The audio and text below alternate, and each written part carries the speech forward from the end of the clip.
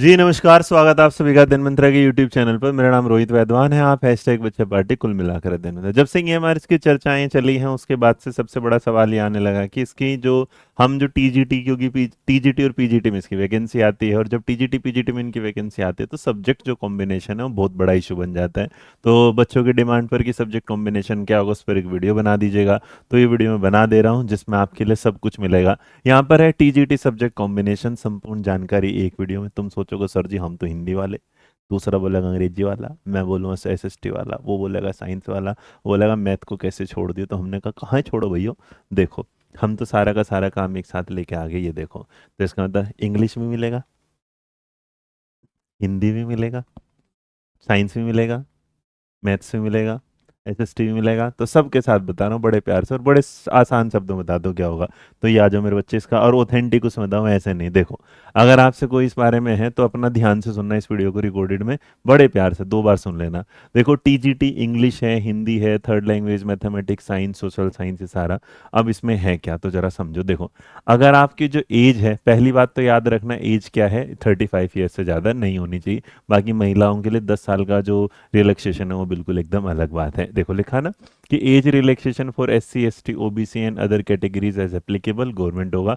Up to 55 years for EMRS employ, मतलब जो EMRS के एम्प्लॉय हैं उनको भी ये रिजर्वेशन मिल जाता है।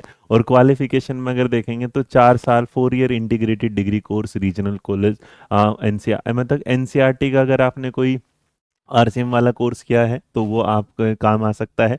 फिर उसके बाद आपके पास बैचलर डिग्री होनी चाहिए कंसर्न सब्जेक्ट में। Candidate should have study requested subject for at least 2 years in the 3 years degree course, मान लो। इसका मतलब देखो, अगर आपने कोई है, जैसे आप हिंदी के लिए जा रहे हो तो हिंदी आपने मेरे बच्चे क्या एटलीस्ट 2 लिखा है ना। बाकी हिंदी एक एग्जाम्पल के तौर पर बता रहा हूँ, फिर हिंदी 3 साल है तो वो आगे बताऊंगा कि सब्जेक्ट कॉम्बिनेशन में ऐसे आ जाता है। जैसे एसएसटी है तो एसएसटी में किसी बच्चे ने हिस्ट्री पढ़ा है, ज्योग्राफी पढ़ा है, या पॉलिटी पढ़ा है, या इकोनॉमिक्स पढ़ा है, तो एटलीस्ट वो सब्जेक्ट जो कंसर्न सब्जेक्ट जिसमें आप फॉर्म भरने वाले हो, एटलीस्ट 3 सालों में से आपने 2 साल तो पढ़ा पढ़ा हो, इस तरीके से। अब इसके अलावा एक शॉर्ट कंट लगा के दे देता हूँ, मतलब कि आपकी जो एज है वो 35 साल तक मानी जाएगी।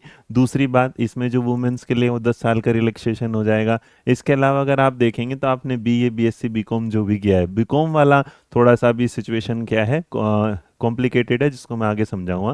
फिलहाल आप इतना समझ लो कि ग्रेजुएशन अगर इन तीनों चीज़ों में से, तो आप एलिजिबल कैसे कैसे होते हैं।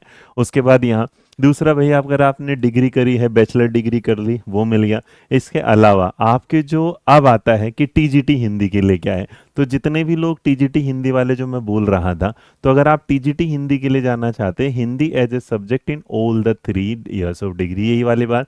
तो इसका मतलब अगर कोई बच्चा हमारे साथ हिंदी का है तो हिंदी का उसने, इसका मतलब बीए में है ना अपनी क्या हो, हिंदी पढ़ा हो 3 साल के लिए, पहली बात ना। उसके अलावा उसके पास बीएड की डिग्री होनी चाहिए, और तीसरी बात सीटेड भी होना चाहिए, जो आगे मैं बताता हूँ।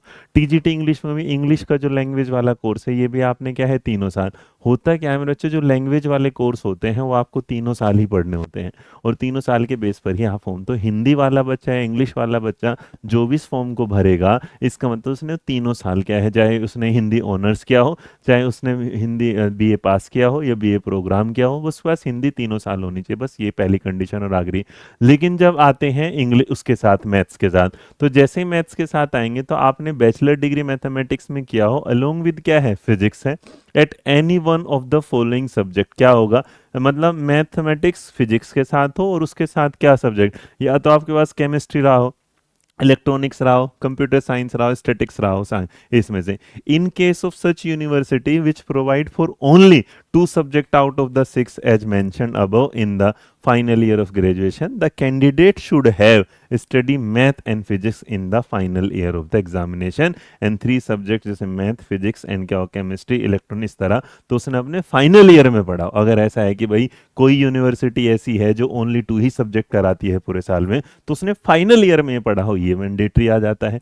इसके अलावा अगर आप इसमें थोड़ा सा आगे चलेंगे, वो कैंडिडेट जिन्होंने बीएससी डिग्री विद ऑनर्स की हो मैथमेटिक्स से, तो कितने लोग हैं जिन्होंने मैथ्स ऑनर्स किया होगा, तो जिन्होंने बीएससी ऑनर्स में मैथ ऑनर्स के साथ किया होगा, तो would be consider eligible only if they have study physics and chemistry electronic computer science statistics in any of the 2 years of, मतलब कि मैथ तो उन्होंने पढ़ा हो 3 साल, लेकिन इसके अलावा किसी 2 सालों में उन्होंने फिजिक्स केमिस्ट्री इस तरह उनमें से भी कोई ना कोई सब्जेक्ट पढ़ा हो। उसके बाद अगर आप आ जाते हैं, है ना, तो यहाँ देखा candidate with BSc honours in physics और केमिस्ट्री आर नोट। तो अगर आप मैथ्स में ऑनर्स हैं तो आप जा सकते हैं, बट अगर आपने केमिस्ट्री और फिजिक्स में ऑनर्स किया है तो अब आप इस फॉर्म को फिल नहीं कर सकते। इसके बाद आते हैं वो बच्चे जो टीजीटी साइंस के लिए। तो टीजीटी साइंस में आप बोटनी, जूलॉजी और केमिस्ट्री के साथ अगर जाते हैं, candidate should have botany, zoology and chemistry during all the 3 years.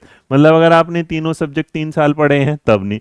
In case of university जो आपको 2 ही सब्जेक्ट पढ़ाते तब आपने फाइनल ईयर सेम मैथ की तरह कि फाइनल ईयर में पढ़ाओ। इसके अलावा अगर आपने ऑनर्स डिग्री करी हो तो कैंडिडेट के पास जो 2 सब्जेक्ट होने चाहिए, 2, इनमें से क्या है 2 इयर्स पढ़ाओ। मतलब अगर आपके पास ऑनर्स डिग्री है तो कैंडिडेट एटलीस्ट वो क्या है 2 सब्जेक्ट पढ़े हो। कितने सालों के लिए? 2 सालों के लिए। अब आ जाते हैं एसएसटी वाले। तो एसएसटी में जो सब्जेक्ट कॉम्बिनेशन है, जैसे कि केवीएस और एनवीएस मांगते हैं, उसी तरीके से है कि भाई यहां पर भी आपने 2 सब्जेक्ट पढ़े हो, हिस्ट्री विद ज्योग्राफी में इकोनॉमिक्स पॉलिटिकल साइंस चलेगा, ज्योग्राफी विद हिस्ट्री पढ़ी उसके साथ इकोनॉमिक्स पॉलिटिकल साइंस पढ़ा होगा, जो भी आपने होगा। अब any 2 subject out of history, geography, economics and political science in which one must be either history और ज्योग्राफी। मतलब कि कोई भी बच्चा अगर टीजीटी एसएसटी के लिए फॉर्म भरना चाहता है तो उसके पास हिस्ट्री या ज्योग्राफी में से कोई ना कोई एक सब्जेक्ट तो होना ही चाहिए उस केस में। नॉर्मली तो हिस्ट्री विद ज्योग्राफी है तो आप समझो आपके बल्ले बल्ले है, कोई टेंशन नहीं है। लेकिन अगर नहीं है तो फिर आपके साथ ही आता है बाद में। History geography as should have been study all 3 year, और 3 साल पढ़े तो मैंने बताया कोई मुझे ये दिक्कत ही नहीं है। और ऑनर्स डिग्री हिस्ट्री में क्या है, candidate should have study geography, economics, political science in any of 2 year. मतलब आपने अगर क्या कर दिया ऑनर्स डिग्री की है, जैसे मान लीजिए किसी ने बीए हिस्ट्री ऑनर्स किया है, तो तब उसके पास क्या होना चाहिए कि भाई उसने क्या है ज्योग्राफी को, इकोनॉमी, पॉलिटिक्स में एनी क्या है 2 साल पढ़ा हो। सेम तरीके से अगर आप जाएंगे यहां तो अगर candidate with BA honours in economics और political science are not eligible now, ये याद रखिएगा कि आपने बीए हिस्ट्री ऑनर्स या बीए ज्योग्राफी ऑनर्स तब तो आप इनके साथ चल सकते हो, लेकिन अगर इन दोनों सब्जेक्ट के अलावा अगर आपने किया तो ऑनर्स पे फिर आप एलिजिबल नहीं होंगे। और टीजीटी जो 3rd लैंग्वेज का है वो 3 साल आपने पढ़ी है वो। ओल्ड टीजीटी बाकी जितने भी टीजीटी एग्जाम होंगे उनके लिए मेरे बच्चे याद रखिएगा जो मैंने अभी बताया, आपके पास बीए डिग्री भी होनी चाहिए और सीटेट का पेपर भी होना चाहिए। सीटेट का पेपर पार्ट 2 वाला होना चाहिए, इस बात को आप ध्यान रखेंगे। मैथ और साइंस के केस में आपका मैथ और साइंस का सीटेट होना चाहिए। एसएसटी के केस में आपका जो होना चाहिए वो क्या होना चाहिए, आपका एसएसटी वाला ही होना चाहिए। हिंदी के केस में भी नॉर्मली याद रखिए आपसे हिंदी वाले केस में भी आपसे एसएसटी वाला ही पेपर 2 मांगा जाता है। इंग्लिश वाले बस मैथ और साइंस वाले में आपसे पेपर 2 मैथ एंड साइंस वाला मांगा जाता है। तो ये एक होती है। बाकी जो इसेंशियल क्वालिफिकेशंस हैं ये मैंने आपको बता दिया, बीएड होना चाहिए मस्ट।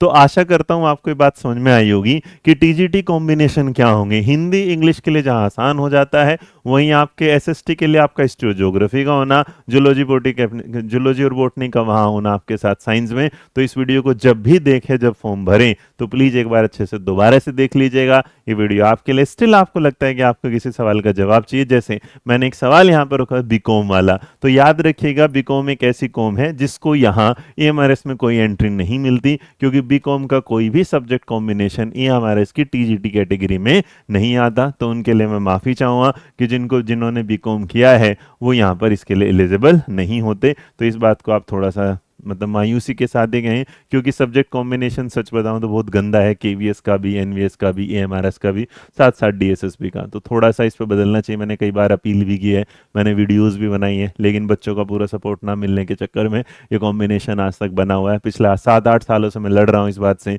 लेकिन होता है क्या है कि मेरी तब सुनेंगे जब बच्चे सुनेंगे, जब तुम नहीं सुनते तो सरकार क्या सुनेगी। बाकी वीडियो पसंद आए तो लाइक शेयर सब्सक्राइब करना ना भूलिएगा। मेरा नाम रोहित वैद्वान। आप #बच्चे पार्टी। खुश रहें, मुस्कुराते रहें, ध्यान रखें। Thank you.